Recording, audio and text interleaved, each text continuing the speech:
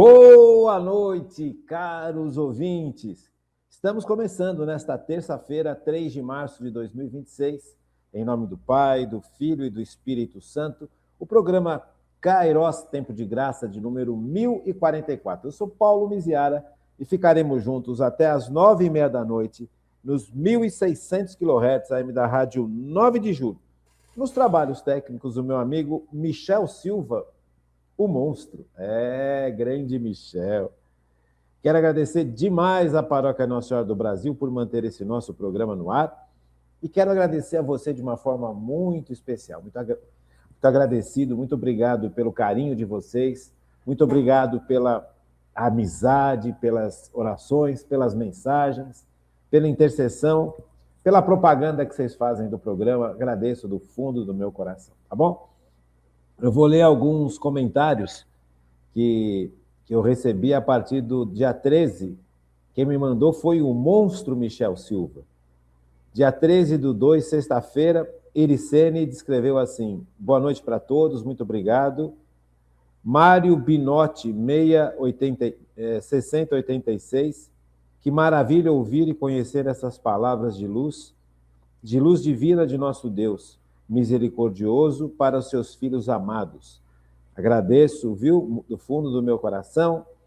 Meu amigo Zé Roosevelt Martos, boa noite, doutor Antônio Miziara, paz e bem. Marlene dos Reis, boa noite e gratidão sempre. Angelina Lima, boa noite, doutor Paulo, um final de semana abençoado a todos nós, muito obrigado. As mensagens do dia 16/2. Áurea Prates, salve Maria. Carcará, ó o famoso Carcará, boa noite, obrigado, Carcará. Cícera Campina, boa noite, doutor Paulo, Deus abençoe muito, boa semana. Nossa Senhora te cubra com o manto sagrado, amém. Deus te dê muito discernimento e sabedoria, amém. Muito obrigado, Cícera, você sempre é muito gentil. Por isso que vale a pena a gente trabalhar, né, com as coisas de Deus, porque vai formando uma família cristã. Nós temos a nossa família de sangue e temos a família que a igreja nos permite possuir. Nós somos irmãos e irmãs em Cristo. Então, quando você vai descobrindo essa joia, essa riqueza que são os nossos irmãos em Cristo, a vida vai se tornando cada vez mais bonita, mais palatável, mais fantástica. Sérgio Gomes, um abraço, obrigado, viu, Sérgio? Marlene dos Reis, gratidão sempre. Angelina Lima, boa noite, doutor, uma semana abençoada a todos nós. Quem mais? As mensagens do dia 17. Segue os comentários do programa do dia 17. Eu vou ler bastante mensagem hoje porque é importante. É importante que a gente tenha esse diálogo, que a gente tenha essa troca, tá bom? Quando as mensagens chegam, eu sempre leio. Eu só não leio mensagem quando ela vem carregada de malcriação, de ironia, de agressão ou de simples ataques. Pessoas que fazem ataques, pessoas que são agressivas, então a gente não lê. Porque a função do programa é estudo e formação. Não é briga, não é discussão, não é apresentar contra-argumentos para quem ataca. Isso não é a função do programa.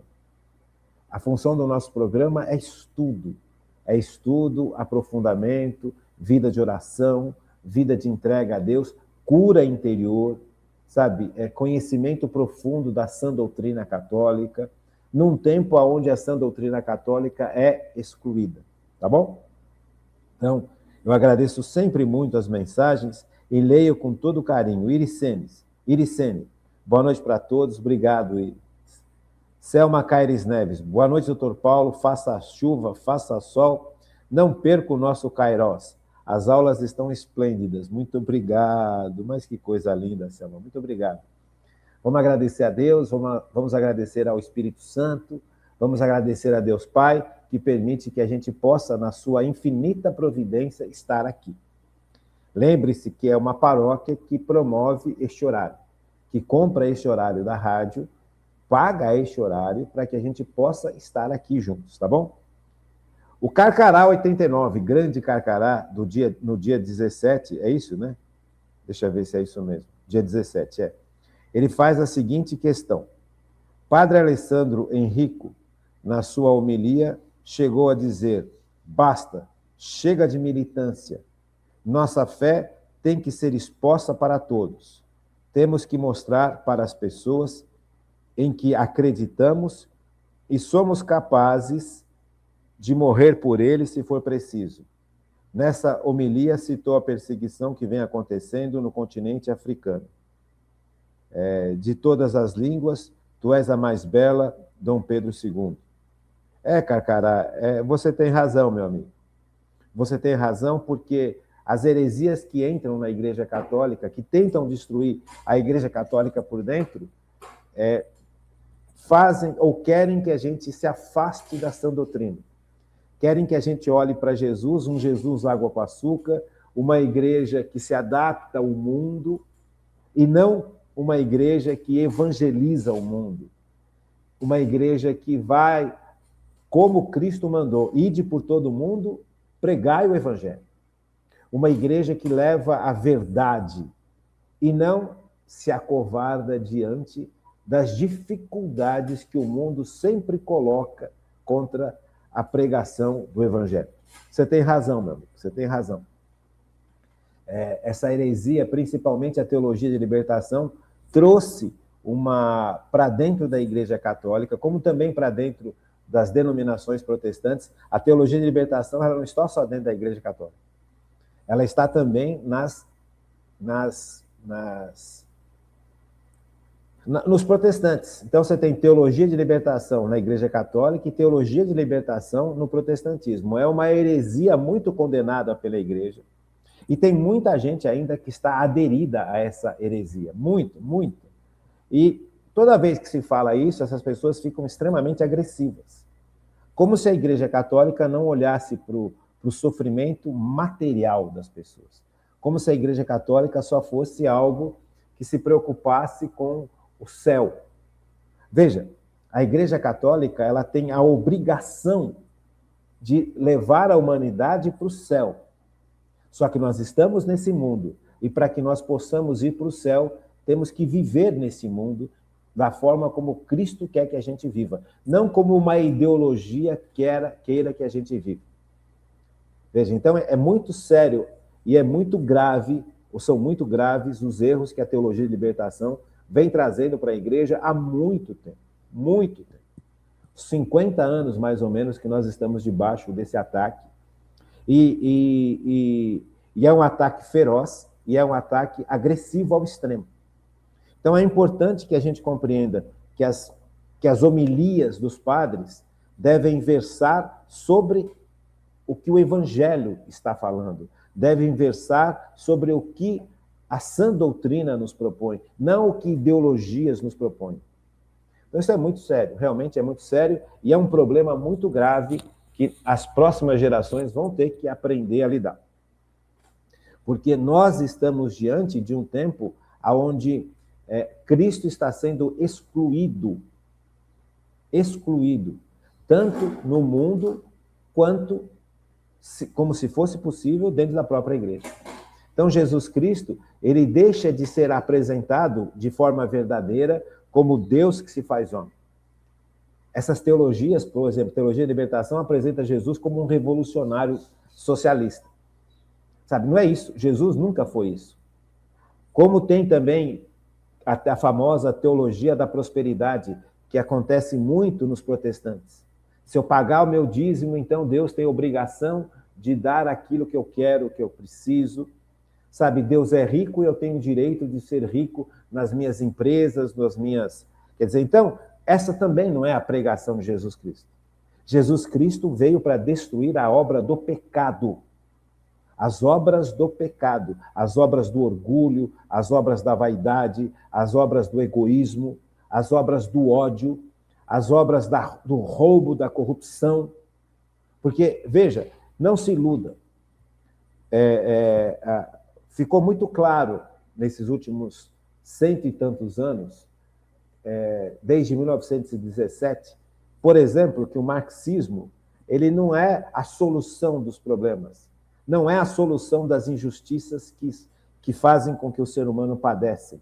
Porque com o marxismo, quando o marxismo tomou o poder, por exemplo, na União Soviética, as injustiças continuaram do mesmo jeito. A única coisa é que quem comete as injustiças agora é o Estado, que, através do marxismo, era proposto o Estado como solução dos problemas. Então, não existe para o marxismo uma religião, não existe Deus. O importante na sociedade é a economia, assim como na Revolução Industrial que estabeleceu o capitalismo no mundo. A Revolução Industrial também não acredita em Deus.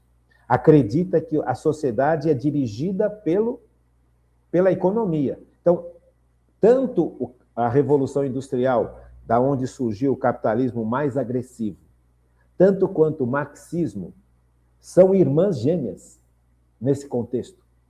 Porque ambas são materialistas, ambas não aceitam Deus e ambas têm como centro do ser humano a economia. Então, é muito sério que a teologia de libertação, que é um braço do marxismo, tenha tentado fazer o que está fazendo com a igreja. Então, é importante que a gente tenha consciência disso, que a gente estude, que a gente pegue boas formações sobre o tema. Eu indico para vocês Fray Nelson Medina, que fala sobre o marxismo, que fala sobre a teologia da libertação. Eu indico para vocês aqui no Brasil Felipe Aquino. Felipe Aquino é um homem extremamente bem formado, ele escreve muitos livros, ele dá muitas aulas, ele dá muitos cursos. O padre Paulo Ricardo. Então, todas essas referências são importantes para que a gente estude, porque senão vira uma discussão ideológica. Ah, você está falando isso porque você apoia outro grupo. Eu não apoio grupo nenhum. Eu não tenho político de estimação, eu não tenho político de estimação, eu não acredito na política como solução absoluta dos problemas. Para mim, a solução dos problemas chama-se Jesus Cristo, salvando a humanidade do pecado, dos efeitos do pecado e salvando a humanidade do orgulho demoníaco. Então, é importante que a gente tenha essa perspectiva. A minha perspectiva política é, no Brasil, nula, porque eu não conheço nenhum partido que tenha no seu programa aquilo que a Igreja Católica ensina. Como deve funcionar a economia, como deve funcionar a política, como deve funcionar o mundo. A Igreja Católica, na sua doutrina social da Igreja, é claríssima. E as propostas que a Igreja Católica faz em sua doutrina social para o bom funcionamento das sociedades, não é contemplado em nenhum partido político. Nem de centro, nem de direita, muito menos de esquerda. Então, eu não tenho nenhum partido político que realmente apresente aquilo que eu gostaria de ouvir, que está baseado na doutrina social da Igreja. Então, eu posso falar aqui com muita tranquilidade, não apoio político nenhum, não apoio partido nenhum e sou visceralmente contra ideologias, principalmente dentro da Igreja. Então, é importante que a gente tenha a consciência clara disso e estudo.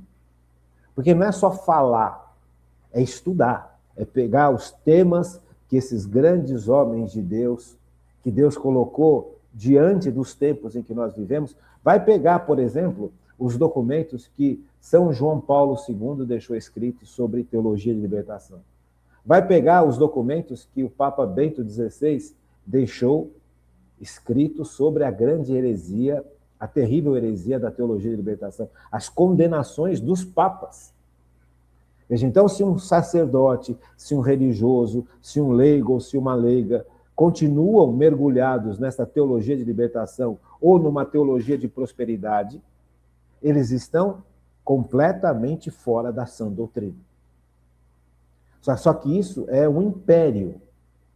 Mas todo império que não está centrado em Cristo como quem é Cristo de verdade, não uma imagem falsa de Cristo, não uma imagem ideológica de Cristo, não uma imagem fantasmagórica de Cristo. Cristo é Deus que se faz homem para salvar a humanidade do pecado, do demônio e da morte. E a obrigação da igreja é levar o evangelho para o mundo inteiro, para um mundo que se recusa a se abrir ao evangelho. Então não adianta querer dourar a pílula, não adianta querer falar que pecado não é pecado, não adianta falar que não existe inferno. Isso tudo são mentiras terríveis. O inferno existe, o purgatório existe, as pessoas correm o risco de ir para o inferno. Ah, o inferno está vazio. Não está vazio porque Satanás vai ser lançado no inferno definitivamente e todos os anjos que acompanham Satanás. Então, não está vazio. Então, essa história, essas ideias pós-modernistas e modernistas que querem reduzir o que é sagrado dentro da igreja, não acreditam em milagres, não acreditam em nada do que a ciência não possa explicar. Se a ciência não pode explicar, então a gente não fala nada. Então a gente não fala de milagres, não fala do céu, não fala dos demônios, não fala do inferno, não fala dos anjos. E isso tudo foi sendo tirado da pregação católica em alguns países, principalmente aqui na América Latina, por causa da teologia de libertação, que não acredita em nada, praticamente em nada do sobrenatural. Reduz a igreja a uma grande ONG social. Veja, a Igreja Católica está debruçada sobre o sofrimento do ser humano desde quando Jesus pisou nessa terra, porque foi ele que instituiu essa igreja. Então, a igreja nunca abandonou o pobre financeiramente falando, nunca abandonou o pobre que sofre, e nunca abandonou o pobre que se reconhece, porque o verdadeiro pobre é aquele que se reconhece dependente de Deus para tudo. A Igreja Católica nunca abandonou o sofrimento do ser humano. A Igreja Católica não surgiu a partir do ano 1917. A Igreja Católica surgiu há 2000 anos atrás com Cristo. Então, essa ideia de que a igreja hoje pode ser reduzida só a uma grande ONG de assistencialismo, isso é o efeito terrível de uma heresia brutal que vem atacando a Igreja Católica por dentro. Fora as agressões brutais que acontecem fora contra a igreja. Você vai, por exemplo, hoje nos países árabes, você vai lá, por exemplo, nos países africanos, você tem milhares de católicos e de cristãos sendo mortos por outras religiões que não aceitam o cristianismo. Então é importante que a gente tenha consciência e faça estudos adequados sobre esses temas. Sabe? Procura pessoas que tenham... É porque não dá tempo de... Sabe, a função do programa não é fazer esse tipo de estudo profundo sobre heresias. Sabe? Não dá. Nós não temos ambiente para isso. Para se fazer um estudo profundo sobre as heresias que estão dentro da Igreja Católica, eu vou citar algumas ao longo do nosso estudo da instituição da Igreja. Mas fazer um estudo profundo sobre heresias da Igreja Católica é um estudo que requer muito conhecimento de história, de filosofia, você entende? De própria antropologia. Tudo isso é necessário para se fazer um grande e profundo estudo sobre as heresias que atacam dentro da igreja. Desde o comecinho da igreja até os dias de hoje. Então você tem um elenco de heresias brutais e terríveis. Por quê? Desde sempre, o demônio e seus escravos querem destruir a igreja. Assim como eles fizeram com Cristo, só que Cristo ressuscitou. Cristo é Deus que se faz homem. Cristo não se deixou vencer, ele se entregou por nós. Você percebe? Então isso é muito bonito, isso é muito importante. Quem tem vontade de fazer esses estudos, eu indico para vocês, por exemplo, cadê aqui? Deixa eu ver aqui, o Carcará. Carcará, você que gosta desse tipo de tema, procura no Fray Nelson Medina, que é um dominicano lá na Colômbia, Fray Nelson, tudo junto. E aí você vai encontrar estudos profundíssimos sobre os efeitos das heresias dentro da Igreja Católica, principalmente, se você quiser, essas heresias mais modernas, tipo teologia da libertação, tá bom? Então, é bom você estudar, é bom que a gente estude e que a gente tenha consciência disso. Agora, a partir do momento que a gente estudou, a gente precisa ensinar, porque a heresia continua agindo dentro da igreja. Não dá para você... Uma heresia ela é grave pelo seguinte, porque ela tem uma aparência de coisa boa, ela tem uma aparência de justiça, ela tem uma aparência de lógica, ela tem uma aparência de bondade, mas por trás da heresia há erros terríveis, que no fundo nos afastam de Deus. Então, as heresias se apresentam como soluções para muita coisa, como explicações para muitas coisas, e aplaca anseios profundos do ser humano. Qual ser humano não se sente extremamente mexido no seu interior, no seu coração, diante de injustiça? Não tem um ser humano que eu conheça, normal, ser humano normal, não ser humano que já está totalmente entregue ao pecado, mas ser humano normal. Eu não conheço nenhum ser humano normal que não se irrite, que não se sensibilize, que não se perceba machucado diante de injustiças que são cometidas. Então, o que acontece? Muitas vezes, as heresias são propostas em cima de soluções das injustiças que acontecem no mundo. Só que essas soluções têm uma aparência boa, têm uma ideia aparentemente legal, só que o resultado é brutal. E o pior resultado que pode ter é, em primeiro lugar, nos afastar de Deus. Percebe? Veja, o grande mal que a humanidade está cometendo, e a partir desse grande mal, todos os outros vão se encaixando, é nos afastarmos de Deus. Não colocarmos Deus em primeiro lugar da nossa vida. Isso é muito sério. Então, essa realidade das heresias, elas são realidades realmente dolorosas. São chagas dentro da igreja. Assim como Jesus Cristo passou por todas aquelas chagas, Jesus ressuscitado apresenta as chagas no peito, as chagas nas mãos, as chagas na cabeça, as chagas nos pés. Você percebe? As chagas do lado. Então, Jesus Cristo ressuscitado, Deus que se faz homem, morre e ressuscita, no seu corpo glorioso, ele tem as chagas. Então, a Igreja Católica é corpo místico de Cristo. A Igreja Católica é corpo místico de Cristo. Nós fomos batizados. E no batismo, que é sobrenatural, nos deu capacidade de sermos um com Cristo. E de estarmos dentro desse contexto de um corpo, cuja cabeça é Jesus e os membros somos todos nós. Então nós, por méritos do poder de Deus, por méritos de Cristo e pela força do Espírito Santo, nós, ao sermos batizados, nos tornamos filhos e filhas de Deus e corpo místico de Cristo. Nascemos de novo, renascemos, literalmente.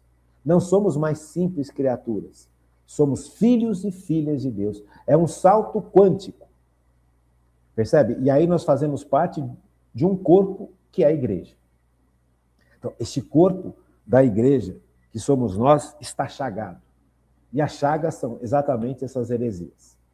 Então, é importante que a gente compreenda, é importante que a gente estude, é importante que a gente tenha coração aberto ao sofrimento dos nossos irmãos de qualquer tipo. Sabe, cristão não é só quem não tem dinheiro. Cristão não é só quem pertence a uma determinada classe. Isto é elitismo disfarçado de justiça.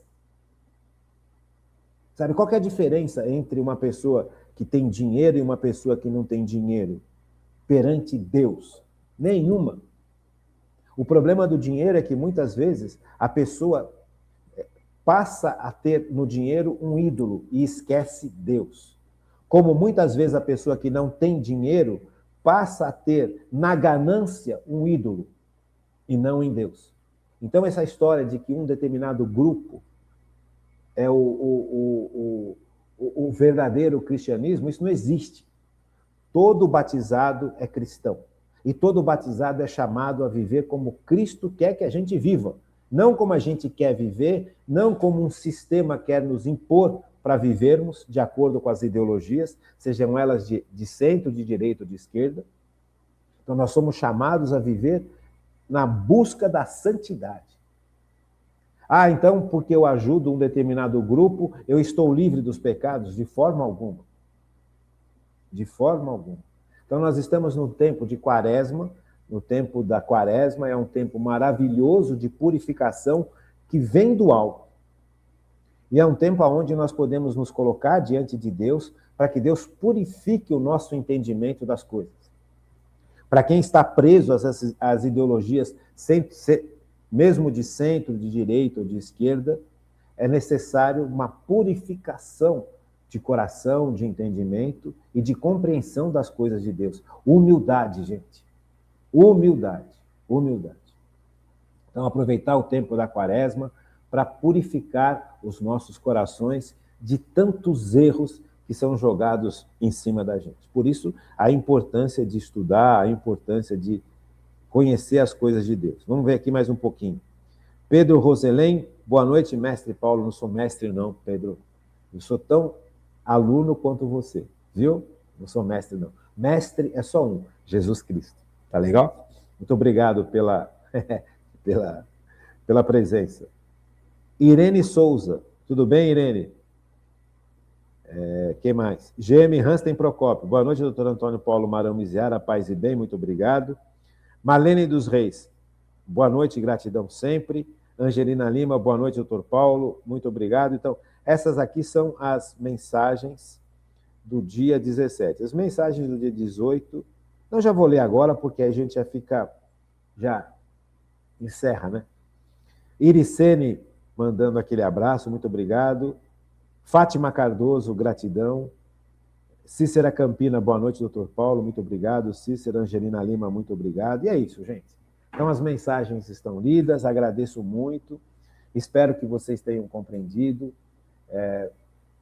A gente tem que aprender a perceber que correção não é ataque. Quem recebe correção como ataque é uma pessoa que precisa se voltar para Cristo e suplicar humildade. Uma das grandes percepções, um dos grandes sinais que nós podemos ter na nossa vida com Cristo em relação à virtude humana da humildade. Deixa eu subir aqui a cadeira, caiu um pouco. A virtude humana da humildade é qual é a nossa reação quando somos corrigidos. Então, veja, isso aqui, antes de nós voltarmos para o nosso tema, que é fé, a virtude teologal da fé, é bom a gente, em cima dessas perguntas todas, nos colocarmos diante da virtude humana da humildade. No fundo, ninguém gosta de ser corrigido. Ninguém. Eu não gosto de ser corrigido, você não gosta de ser corrigido, ninguém gosta de ser corrigido. Mas quando nós estamos em Cristo, nós aprendemos a cultivar, tanto pelo exercício, né, a humildade, quanto pela ação da graça que nos santifica.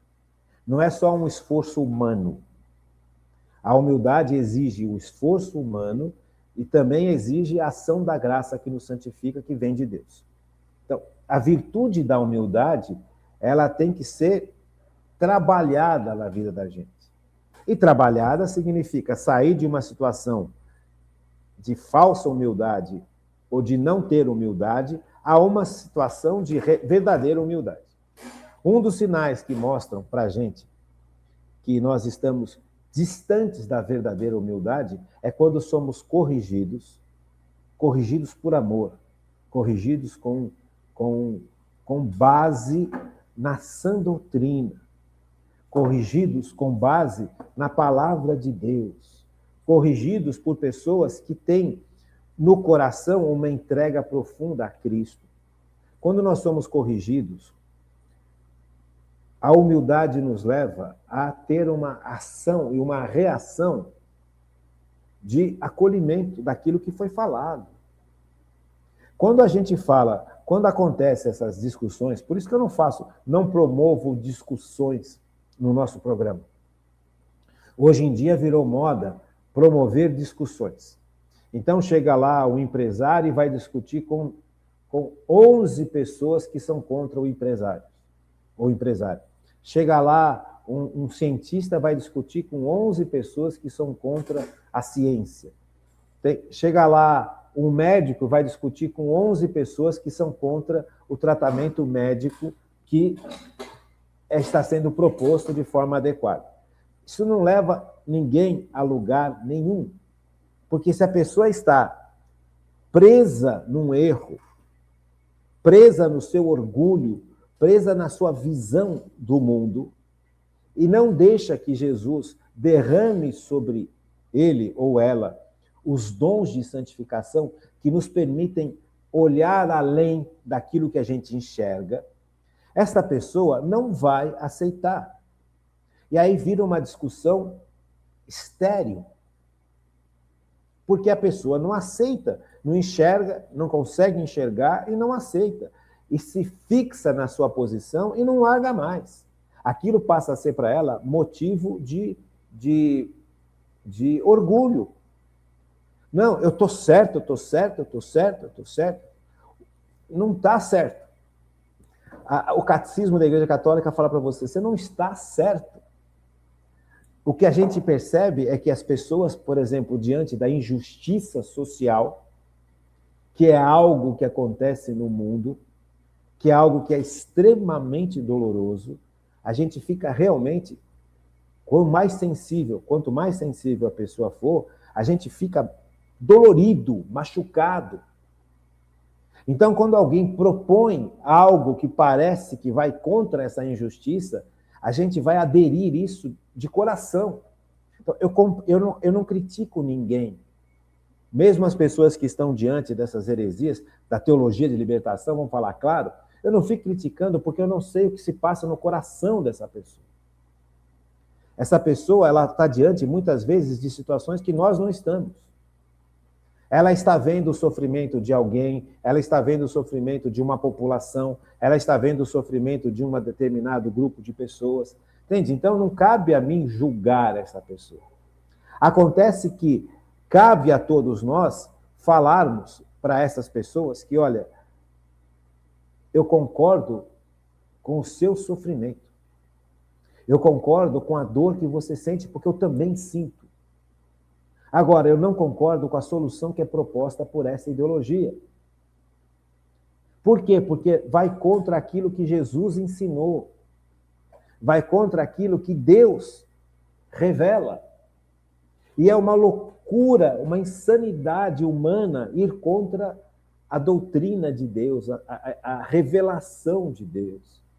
Você acha que Jesus não está com o seu coração apertado diante de tanta injustiça? Mas é evidente que ele está. Agora, ele está aguardando que nós possamos nos ligar a ele para que ele possa, através de nós, estabelecer algo muito mais justo nesse mundo. É Jesus quem vai agir na nossa vida de tal forma que vai, junto com a comunidade, trabalhar situações de injustiça. Veja, não tem fórmula mágica, não tem varinha de condão que vai resolver. Agora, uma ideologia vai resolver as injustiças. Não vai, só muda o dono. Só muda o dono. Veja, no marxismo, o dono de tudo é o Estado. Só que o Estado, ele é uma entidade que não existe no sentido material. Quem vai dominar vai ser agora meia dúzia de pessoas que tomaram conta do Estado. Em vez de ser um capitalista, ultracapitalista, que já conseguiu englobar um monte de coisa, porque o que acontece? Isso é interessante a gente entender.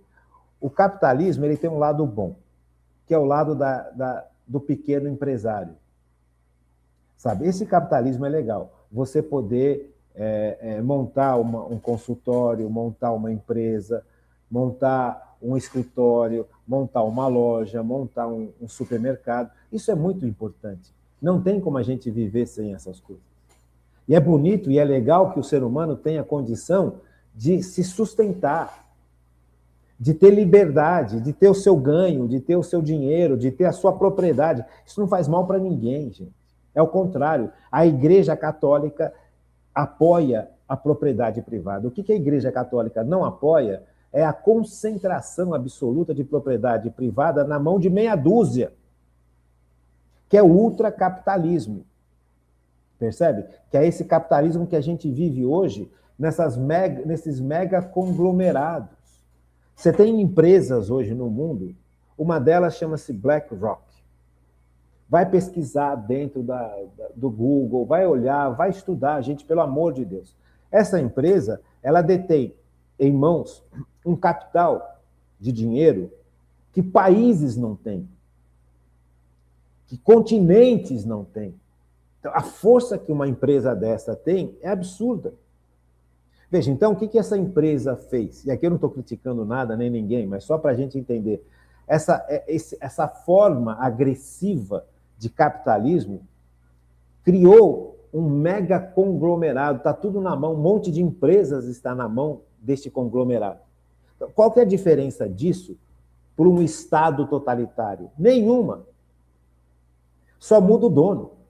Então, o que acontece? Os marxistas querem que aconteçam essas mega empresas que tomam conta de grandes quantidades de outras empresas, para que depois mude o sistema e já está tudo encaixado, só muda o dono. Então, não tem aqui amor ao próximo, não tem aqui amor a Cristo, amor a Deus, amor ao próximo. Aqui é economia, vivida da pior forma possível. Então, por isso que eu não me iludo, nem com A, nem com B, nem com C. Não me iludo, e você também não deveria se iludir. Veja, então, a história nos mostra isso. Quando você estuda o marxismo não vai contra esses mega conglomerados. Porque na visão de um marxista, esses mega conglomerados estão sendo preparados para que eles, marxistas, um dia tomem conta, dominar. Percebe? Só que não é tão fácil assim. Não é tão tranquilo assim como ambos lados imaginam. Porque tem no meio dessa história toda um Deus que se fez homem. Tem no meio dessa história toda homens e mulheres que vivem para o seu Deus. Homens e mulheres que vivem para o próximo. Porque acreditam que depois dessa vida nós estaremos mergulhados por Cristo na Trindade. Isto aqui é só uma passagem. Veja, essas grandes ideologias, a Revolução Industrial e o marxismo, e nessa Revolução Industrial, esse mega-capitalismo, esse ultracapitalismo, não acreditam em Deus, não acreditam em vida eterna. Só existe aqui, não existe vida depois da morte. Então eu tenho que dominar tudo para que eu possa viver da forma mais fantástica possível, que depois que morreu, acabou. Eles são irmãos gêmeos, gente. Só que a propaganda vai fazendo com que a gente pense que eles estão brigando entre eles. Então, nada. Cada um está esperando o outro agir para poder dominar. Isso é história, não sou eu que falo. Você percebe? Isso não sou eu que defini, que isso são livros e livros e cursos extremamente sérios que ensinam isso. Por isso que eu falo para você, vai estudar, pelo amor de Deus. Saia desta prisão ideológica. Veja, tanto o capitalismo quanto o marxismo são materialistas. Não acreditam no sobrenatural. Não acreditam. O marxismo é pior porque ele combate de forma claríssima o sobrenatural. Porque Karl Marx falou, Deus não existe. A religião é o ópio do povo. Então tem que destruir essa estrutura burguesa de controle que é a religião. Então, na cabeça desses caras, A religião não é Jesus que veio nos salvar. É um bando de homens que usam uma estrutura religiosa para dominar povos ignorantes. Como acontecia no tempo do Egito Antigo. Só que no Egito Antigo, Deus não se fez homem. Deus levantou um povo para si. E Deus chamou um grande homem para libertar o povo dele das mãos desse falso Deus. E o livro do Êxodo nos mostra claramente quem é o Deus verdadeiro e quem é o falso Deus. Porque o livro do Êxodo mostra exatamente isso. A vitória do Deus verdadeiro sobre os falsos deuses. Em Moisés e no faraó. Moisés, levantado por Deus, liberta o povo de Israel das mãos do faraó, que se via como filho de Deus Sol, Deus Ra, um falso Deus, que cultuavam Baales, que cultuavam demônios. Veja, então é isso que acontece. É isso que acontece. Então, é importante que a gente tenha discernimento, estudo. Não é porque o professor da universidade te explicou alguma coisa que você não vai questionar. Eu sempre falei isso, volto a falar. Eu fiz faculdade de odontologia. Eu não fiz faculdade de sociologia, eu não fiz faculdade de história, eu não fiz faculdade de teologia, eu não fiz faculdade de antropologia, eu não fiz nada disso. Mas quando eu fazia odontologia na faculdade, o professor que dava canal para a gente, que ensinava endodontia, que é canal, tratamento de canal, ele seguia uma linha. E ele vendia um monte de livros em cima daquela linha. Ele escrevia livros baseado naquela linha que ele trabalhava. Se eu quisesse seguir uma outra linha de tratamento diferente daquela que o professor nos ensinava, ele dava 0 para a gente. Não só dava 0, como ele fazia a cabeça de todo mundo para seguir a linha que ele acreditava. Só que você vai saindo da faculdade e você começa a trabalhar na vida. A vida vai apresentando para você situações que aquela linha proposta não resolve. Mas se eu passei a faculdade inteira, os anos que eu tive que estudar endodontia, só fechado nessa linha, só fechado nessa linha, só fechado, eu vesti a camisa, eu passei a ser um defensor desta linha. Eu passei a ser um cara que, nossa, agora a minha vida é seguir fazendo o canal desta forma. Não vou nem para lá, nem para cá. É só esse jeito que existe, é só isso que existe. A gente sai da faculdade assim, cara. Então, pelo amor de Deus, quantos jovens saem da faculdade achando que no mundo só existe uma mentalidade marxista e o resto está tudo errado. Mas quando a vida se apresenta, quando as dificuldades se apresentam, se eu não tiver capacidade de abrir minha cabeça, eu não vou resolver metade dos problemas. Quando eu me deparei na minha vida prática de tratar pacientes que chegam no meu consultório morrendo de dor, e aquela técnica tão fantástica que eu aprendi com aquele professor, que fez a cabeça de todos nós para que a gente pudesse só usar aquela técnica, não dava para saída. Então eu tive que fazer cursos que propunham coisas completamente opostas àquilo que aquele professor tinha me explicado. E tinha feito a cabeça de todo mundo para seguir a linha dele. Veja, e naquela outra, o professor fazia a mesma coisa. Só que aos poucos eu fui seguindo várias linhas e fui percebendo o que era bom e o que não era.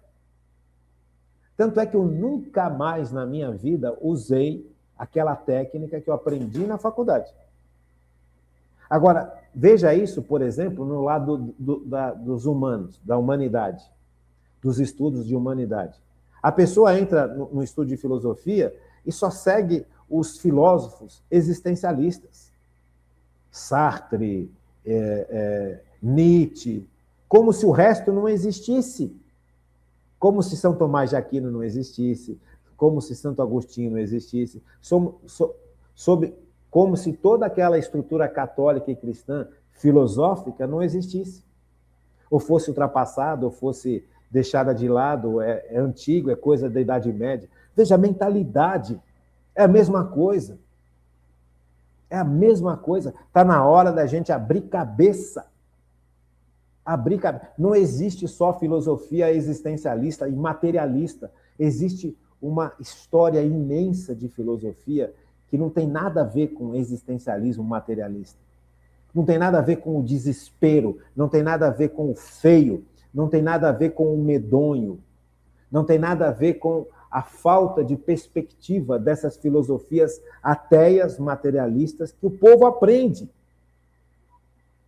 Percebe? Está na hora da gente questionar, deixar ser questionado e sair das falsas certezas que o mundo impôs sobre nós.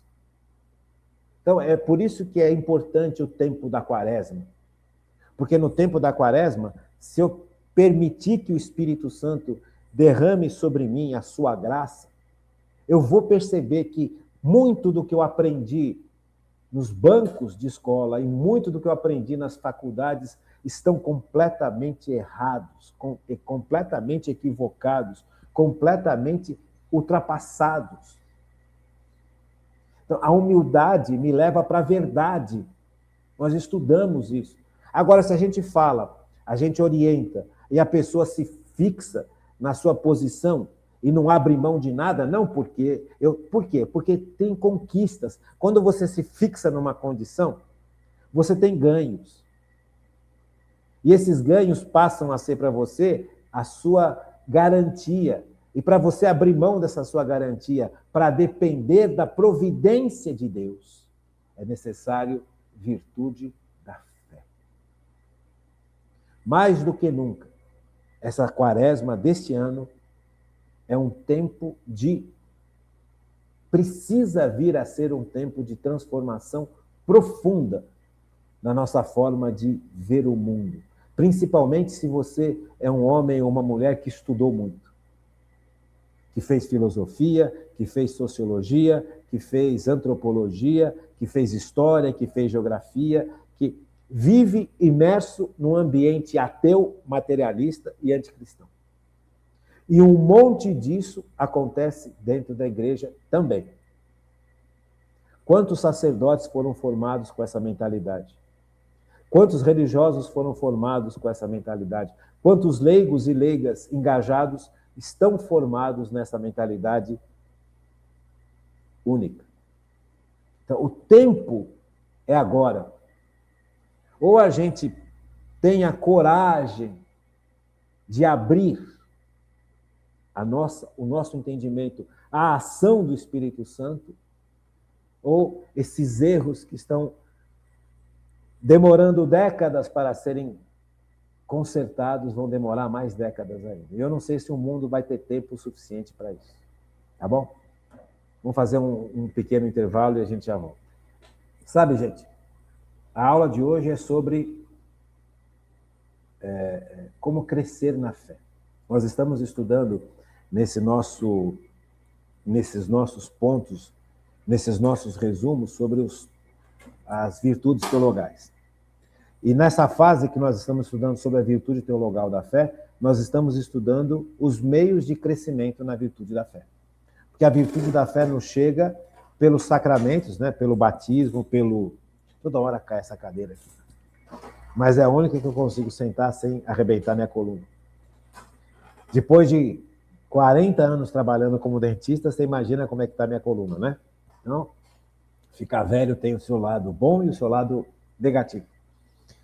Então, veja, a virtude da fé nos chega como semente no nosso batismo. E essa virtude vem do alto, é sobrenatural, não é nosso. Só que quando ela entra no nosso coração, toda semente, quando entra na terra, ela germina e cresce. Então, nós precisamos deixar que essa semente que nós recebemos de Deus cresça. Então, nós estamos estudando os meios para que a gente possa ajudar no crescimento da semente que eu recebi de Deus, de algo que eu não tenho, de algo que só pertence a Ele, que é a virtude da fé. Então, nós já vimos alguns pontos, por exemplo, pedir o dom da fé e lembrar dos grandes feitos que Deus realizou em nosso favor. Então, hoje eu gostaria de começar com você, lembrando os grandes feitos que Deus realizou em favor dos santos. Não é?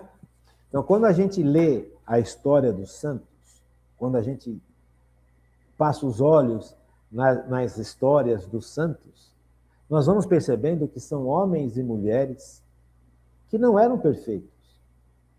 A sua grande maioria são homens e mulheres com grandes limites.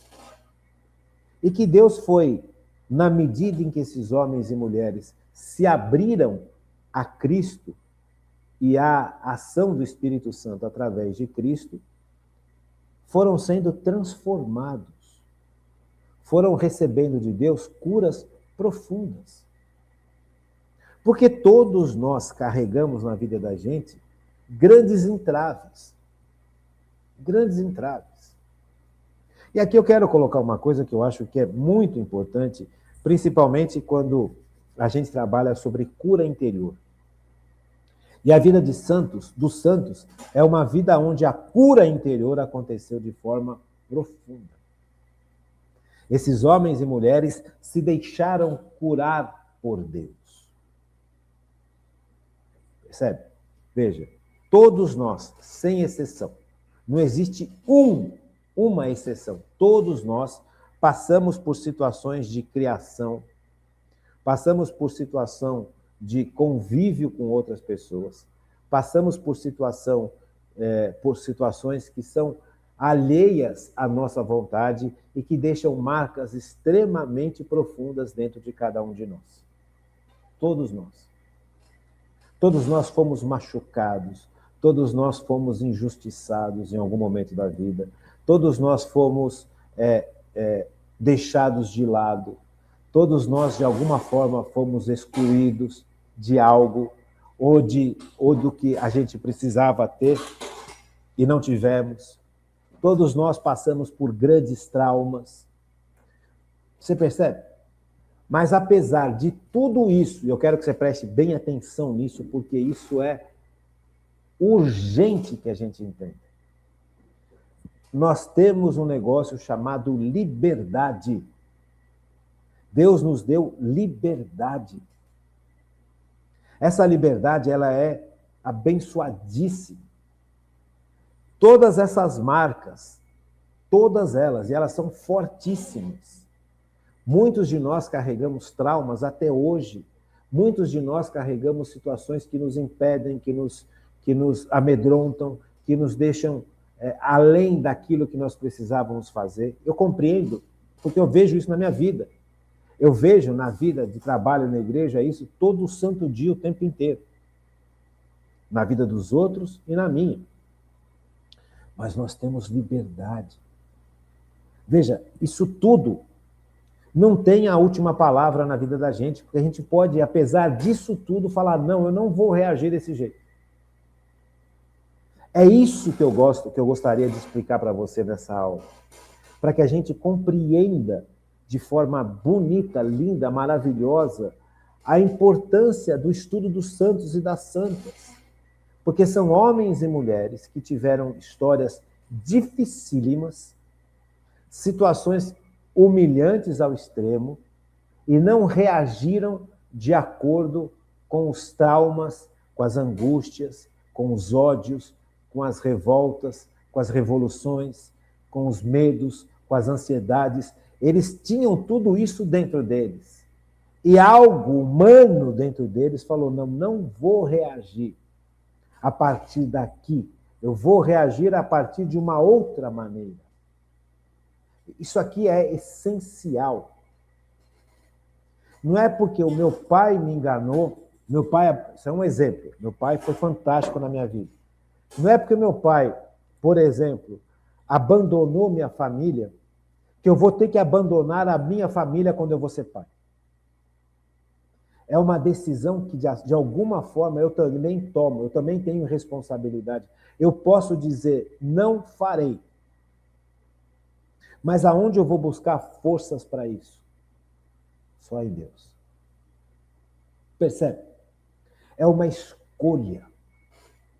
Eu posso, apesar de todos os traumas, apesar de todas as angústias, apesar de todos os machucados interiores, que são profundos, que nós carregamos, sem exceção, todos nós podemos falar não. Não vou reagir de acordo com o trauma. Não vou deixar que esse trauma domine as minhas decisões. Eu posso optar por outro caminho. Por isso que eu insisti tanto no primeiro bloco sobre as heresias. Você e eu temos o direito e o dever de condenar essas heresias e dizer não para elas. Veja, respeitando o ser humano, não julgue, pelo amor de Deus, quem está dentro das heresias. Reze, interceda, dobre o teu joelho, porque nós também erramos, nós também tomamos decisões péssimas, nós também agimos de forma muito equivocada dentro da igreja. Todos nós. Veja, por isso que eu amo a Igreja Católica. Porque o tempo da Quaresma é o tempo que a gente tem para a gente reconhecer esses erros e ser purificados e perdoados. Por isso que é importante o jejum, a oração e a esmola. Sabe, não adianta nada fazer jejum de comida se eu tenho raiva no meu coração, se eu alimento ódio no meu coração, ou a pessoas, ou a sistemas, ou causado por ideologias. O que adianta eu fazer um jejum de carne se dentro do meu coração, o meu coração é movido pelo ódio contra um determinado grupo? Que eu acho que esse grupo é o causador de todos os problemas que estão na face da Terra. É mentira! Nós também causamos problemas, não são só os outros.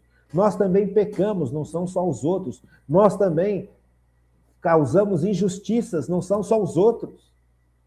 Então, se eu carrego no meu coração ranço de ódio, ódio a uma pessoa, ódio ao meu pai, ódio à minha mãe, eu não estou aqui falando que o que você sofre não é importante. Gente, um pai que violenta uma filha causa um dano estratosférico no corpo e na alma dessa moça. Causa um dano estratosférico. Só Deus é capaz de, com seu poder, com o seu amor, com a sua presença, curar uma menina dessa. Um menino que foi violentado dentro da sua casa pelos seus parentes. Você imagina o dano que esse menino sofre? Veja, esse caso do Epstein, lá nos Estados Unidos, em que esse cidadão montou uma estrutura, se ele estava baseado com outros grupos que o dava poder, não estou aqui discutindo. Imagine a brutalidade que foi cometida por uma multidão de pessoas que fazem parte de uma elite global, tanto de direita quanto de esquerda, principalmente de esquerda, quanto de centro. Perpetraram violências brutais contra jovens, contra crianças, contra meninos, contra as meninas. Eu não tenho nem coragem de falar o que essa gente fez. Vai ler, vai estudar, porque eu não vou ficar falando essas coisas. Agora imagine um estrago na vida de uma pessoa dessa. Mesmo essas pessoas que passaram por essas brutalidades, tem como falar não. Veja, você pega, por exemplo, o que os judeus passaram nos campos de concentração. Sabe, teve judeu que falou, não, eu não vou pagar com a mesma moeda. Eu não vou deixar que isso me destrua. Gente, então nós temos como dizer não. Mas eu preciso ter uma base. Eu preciso ter uma fé profunda. Eu preciso ter uma relação íntima com Cristo. No caso dos judeus, uma relação íntima com Deus, com o Pai. Porque eles não aceitam Jesus como Filho de Deus e Salvador. Infelizmente. Isso é um problema. Porque Jesus veio para salvar a humanidade. Só que a humanidade vai ser salva a partir do momento que cada um de nós acolha e aceite Jesus como seu Salvador e Senhor. Então, veja, a grande sacada dos santos, porque esse não também vem da iluminação do Espírito Santo. Eu não vou reagir a partir dos meus traumas. Eu não vou reagir a partir do meu ódio, da minha tristeza. Eu não vou analisar o mundo a partir disso. Sabe, é uma decisão que a gente toma, gente. É muito mais fácil. Por isso que eu tenho raiva de ideologias. Porque a ideologia não te dá essa opção. Você vai ter que seguir a cartilha que eles propõem. Então, se você tem ódio no coração, eles procuram quem tem ódio no coração, quem tem raiva, quem tem mágoas profundas, e apresentam para quem tem essas características soluções aparentemente boas. A culpa é daquele grupo. Então, você vai direcionar toda a sua raiva e todo o seu ódio àquele grupo. Gente, pelo amor de Deus, a culpa não é de grupo, a culpa é de pecado. É o pecado que destrói o ser humano. É o pecado que causa o sofrimento, é o pecado que causa a dor, é o pecado que causa a doença, é o pecado que causa a morte. Então, veja, não adianta eu dirigir o meu coração, toda a raiva que eu tenho por ter passado por injustiças, a um determinado grupo, não vai resolver. Veja, Deus te deu a capacidade de falar não. Eu acolho Cristo. E aí sempre alguém vai falar, onde é que estava Cristo quando você estava sofrendo? Ele estava do seu lado. E você não buscou. Ah, mas eu busquei Cristo. Será? Quantas e quantos sofrimentos que nós carregamos, aqui tem o outro lado da moeda, são consequências dos nossos atos e das nossas escolhas. Quantas escolhas que nós fizemos na vida que depois vieram causar danos terríveis na nossa existência, que nós não perguntamos para Jesus se ele queria que a gente fizesse esse tipo de escolha. Se nós estivéssemos pertinho de Jesus e quiséssemos fazer essa escolha e falássemos para Jesus, Jesus, é sua vontade que eu faça esse tipo de escolha? Jesus ia falar claramente para você, em algum momento da sua história, não. Quantas escolhas que nós fizemos na vida em que nós abandonamos Deus, deixamos Deus de lado, fingimos que Deus não existia e fizemos aquilo que nós queríamos. E depois, quando chegam as consequências, nós ousamos falar, Cristo não está conosco. Não é que Cristo não está conosco, nós é que não estamos com Cristo. Dói, gente. Dói, claro que dói. Acontece comigo, acontece com você, acontece com o padre da teologia de libertação, acontece com o padre que é tradicionalista, acontece com o padre que é da renovação, acontece com o bispo, acontece com o papa, acontece com todos nós. Cristo veio para todos nós. Cristo não veio para meia dúzia.